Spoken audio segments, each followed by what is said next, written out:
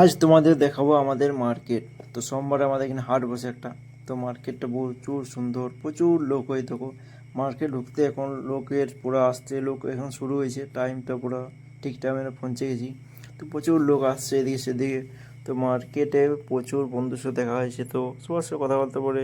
তো একটু যাওয়ার পর দেখছি সীমন্ত কোথায় হারিয়ে যাচ্ছে, সব সীমন্ত এদিকে সেদিকে ঘুরছে আর আমি আগে আগে চলে যাচ্ছি। তো দেখছি কুল পড়ে যাচ্ছে, কুলটা বহুত দিন দেখতে পাইনি, তো বহুত দিন পর দেখতে পেলাম।